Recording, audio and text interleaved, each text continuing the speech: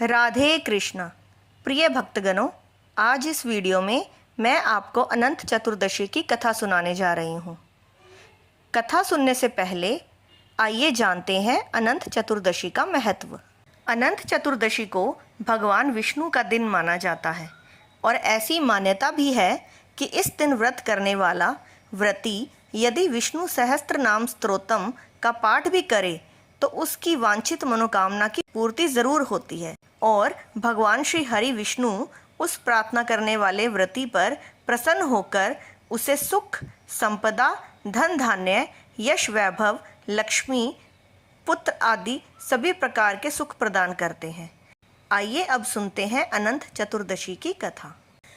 एक बार महाराज युधिष्ठिर ने राजसूय यज्ञ किया और यज्ञ मंडप का निर्माण बहुत ही सुंदर व अद्भुत रूप से किया गया। उस मंडप में जल की जगह स्थल तो स्थल की जगह जल की भ्रांति होती थी। इससे दुर्योधन एक स्थल को देखकर जल कुंड में जा गिरे। द्रौपदी ने यह देखकर उनका उपहास किया और कहा कि अंधे की संतान भी अंधी होती है। इस कटु वचन से दुर्योधन बहुत आहत हुए और इस अपमान का बदला लेने के लिए उसने युधिष्ठिर को द्युत अर्थात जुआ खेलने के लिए बुलाया और छल से जीतकर पांडवों को 12 वर्ष वनवास दे दिया।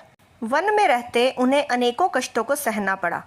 एक दिन वन में भगवान कृष्ण युधिष्ठिर से मिलने आए। युधिष्ठिर ने उन्हें सब हाल बताया और इस विपदा से निकलने का मार्ग भी पूछा।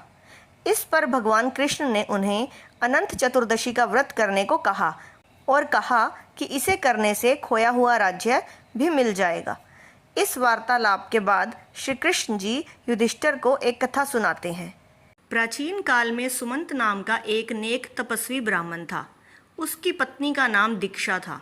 उसकी एक परम सुंदरी धर्मपरायण तथा ज्योतिर्मयी कन्या थी जिसका नाम सुशीला था। सुशीला जब बड़ी हुई तो उसकी माता दीक्षा की मृत्यु हो गई।